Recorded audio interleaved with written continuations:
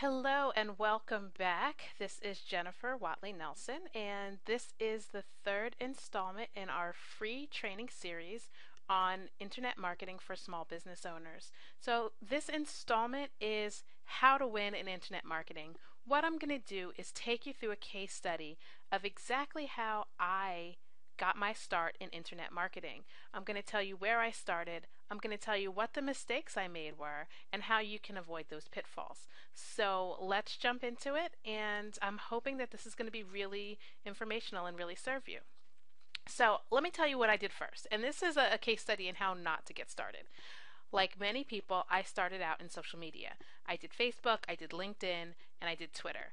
And I started out, I really wasn't getting any results from it, and I figured I didn't know what I was doing. I was posting about, how we have the best service and how we had great prices and promotions and things like that. I wasn't getting any response from it.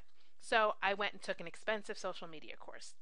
And I learned a lot in that course. I learned that people aren't on social media to hear about your promotions. They're there to catch up with friends, right? So you really have to engage people in a conversation. You have to ask questions.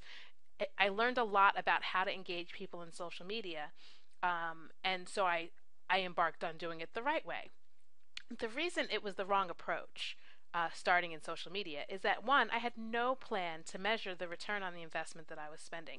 I was spending a lot of time coming up with this stuff, and I really had no way of measuring if anything was coming out of it. I certainly, wasn't getting any calls of people saying I found you on Facebook. And the second thing was I was trying to build my lists of fans and followers, but I didn't have a plan to turn them into customers. I had no way to, interact with them on an ongoing basis that was effective. So here's what I did second. On the advice of someone, I started a blog. I was told that blogging was the way to go. It was a way to build credibility with the marketplace online. Absolutely. And I started blogging on WordPress.com. WordPress.com is a free blogging platform where you can write your articles, you can do some styling, you can kind of make it look like you want to make it look. Again, this wasn't the right approach. WordPress.com is limiting as a blogging platform. What I recommend people use is WordPress.org. The difference is WordPress.com is WordPress's website. They own it. You are subject to their terms of service, and there are limitations to what you can do with a free WordPress.com. When you use WordPress.com, you have a web address that goes something like mywebsite.wordpress.com. When you use WordPress.org, which is a free service, you download that and install it on your own server, and you have a website that's www.mywebsite.com. And you can do a lot more with WordPress.org platform than you can with the WordPress.com platform. And you own it when you use WordPress.org, and the software is free. The second reason that blogging didn't work for me at first is my blog articles were boring. I was an insurance agent, and insurance is not the most exciting topic, and I was bringing nothing original to the table.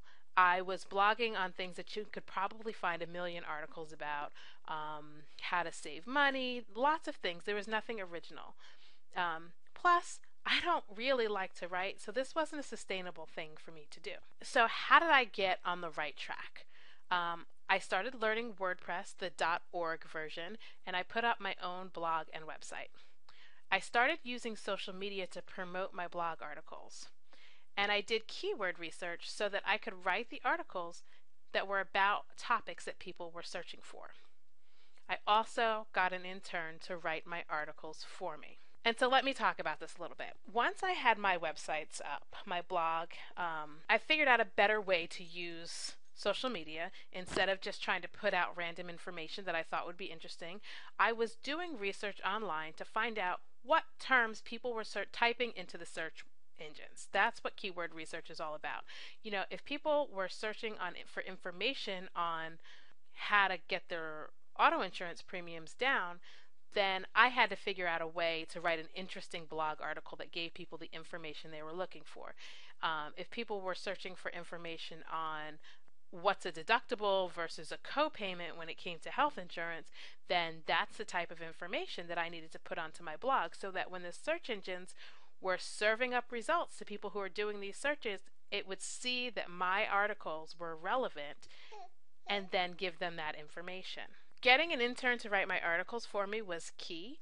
Again, if writing is something that you don't enjoy, don't try to do a weekly blog because you're going to hate it. And this isn't, if it's something that you're going to commit to in the long term, it shouldn't be something you hate doing. If you can't find an intern to write for you, then maybe you need to do a podcast, which is sort of like an audio blog where you just record audio. Or you could do a video blog where you record your screen, kind of like what you're watching now, and you speak over it. You don't have to be direct to camera. You can do something exactly like what you're watching right now. What would I do differently today? I would definitely do a better job of capturing people's email addresses instead of building my following on Facebook and Twitter. Using social media was a great way to drive people to my blog. Especially on Twitter, I found that people were searching for different things on Twitter. People use Twitter sort of as a search engine. So I would get followers because people were searching for the topics that I was writing about. However, what I didn't do is capture their information and capture their email addresses. And that really is the first step to converting them into customers. So when you have your entire list on Facebook or your entire list on Twitter, you don't own that list. That list is entirely contained within those social media networks, and you are subject to the terms of service of those social media networks. You don't own it. If you are able to drive those people who follow you on Facebook and Twitter back to your blog article, and then you give them a compelling reason to sign up for your email address, now you begin to build an asset that you can use in your business over and over again from a marketing perspective. You can send those people who you know are interested in your topics, you can send them articles, you can send them information, and after a while, once you begin to build trust with them, you can sell them things. And that is really what you want to make sure. You can start to send them promotions, but you always want to make sure that you're giving them good value and giving them content that they're interested in before you start to send them promotions and sales opportunities. So the real key was setting up my own blog and website, using social media as a promotional tool, doing keyword research so that I could make sure that what I was writing about was relevant to what people are searching for, and either getting some help doing the things that I didn't like doing, or making sure that you're doing it in a format that's sustainable, something that you enjoy. And again, making sure that you're capturing those email addresses so that you can continue to communicate with people, continue to market with them, and eventually turn them into customers. So, the results. The fact is, few people will ever really search a social media site to find a new insurance agent. I was looking for customers for my insurance agency. I knew that I needed to be visible in the search engines to actually get new customers. So what I finally figured out how to do is optimize Google Places, which is now called Google Plus Local. This is where when people are searching for service providers and Google thinks they're searching for a local business, they will serve up your website on a map as a local business that's relevant to what they're searching for. And this is when the phone finally started to ring, when I learned to optimize Google Plus Local. So it is one of the first things that I recommend for small business owners. So moving forward, what I did is I sort of created this 6 C's model where in the center you consider your strategy, and then from there all of the different ways of interacting and doing your online marketing kind of go out from there. But what I recommend if you're starting from scratch is you start out with this consider strategy and you go to collect clicks and travel around the circle this way. Collect clicks is basically getting people to your website. It's getting the traffic and getting the phone ringing, and this is where the Google Plus Local, this is a good starting place for most local businesses that want to get people either calling them or walking in their door. This is really, once you figure out your strategy and what you're trying to accomplish, this is where most local businesses should start. Then comes creating credibility, which is a blog is a great way to do this. Then comes capturing leads, which is where we're capturing those email addresses, converting them into customers. And this cultivating community is the social media part. This is really last. It's the last step. I'm not saying it's not important, but it's not where most small business owners should start. So today's bonus, and I always have a bonus, I want to give you guys something actionable that you can use and go forth in your business and implement, is location-based social media. So you might be thinking, she just finished telling me why social media isn't the place to start. Why is she now saying location-based social media? What is that, and why are you recommending it? Well, location-based social media is very similar to the Google Plus Local or the Google Places that I talked about. It is social media that is designed to get people into your brick and mortar business. And that's why, if you are going to delve into social media first, I recommend that you maximize the two biggest location based social media platforms. The first is Facebook Places, and location information is integrated into every Facebook business page. So if you have a Facebook business page, you already have this. And this allows for people to check into your business, to access deals, and it puts you and your business in the news feed of those who check into your business.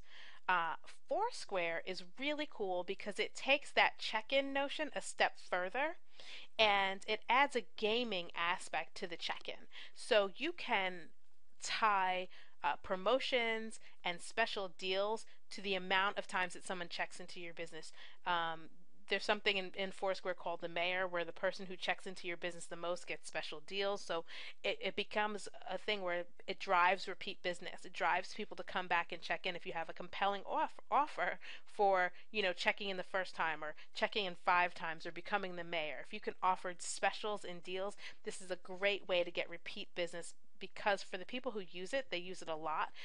Just like Facebook, most people use it on their mobile phones, and the gaming aspects makes it fun for people. So this is a really great way to drive traffic, not to your website, but to your actual business, using social media. So I did want to give you that little bonus. I know people say, I'm not trashing social media. It definitely has its place, but you have to make sure that you're using it effectively and that you're using the right tools within social media to get the most bang for your buck. So I just want to tell you guys a little bit about what's coming next from LitPath Marketing. I am developing a course called Main Street Marketing Genius. What Main Street Marketing Genius is all about is getting your Main Street business and making you a marketing genius.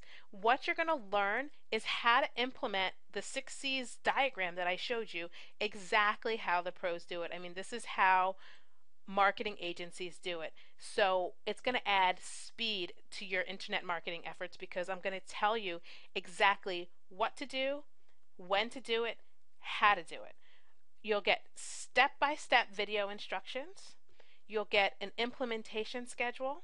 I'm going to tell you, every month you'll have a video telling you what to do step by step, and then I'll give you an implementation schedule week by week of what tasks you should be doing or having someone in your business do, so that you do things in the proper order to make sure that your rankings go to the top of the search engines. I'll be giving you the resources, the software that I use, everything that we use in the industry to help businesses rank in the search engines, and I'll also teach you how to outsource the work. I'll tell you exactly where I go to find low-cost workers, some in this country, some not, depends on what you want to do and how you feel comfortable working, but definitely low-cost people who know what they're doing, who are used to doing this kind of work, so you can outsource the work and just have to manage it, so you don't have to spend all day in front of the computer instead of running your business. If that sounds like something that you're interested in, if you think the free course that I have provided has been good value and you want to delve in deeper, make sure that you're signed up at my website, litpathmarketing.com, so that you receive notification of when the course opens. It's going to be very soon, probably within a couple of weeks. So I want you to watch out for that. Main Street Marketing Genius. As always, if you have questions or comments. Leave them in the comment box below. I'm going to be reviewing them and answering them personally, and I want to make sure that you guys get all your question answered. Thanks so much for completing this 3-part video training series. I think just by making it to the third video, you guys are awesome. I know that you're super committed to moving forward, marketing your business online. I hope that I've given you in this free series actionable, good information that will serve you in marketing your business and getting more customers who are searching for your business online. Thank you again so much, and have a wonderful day.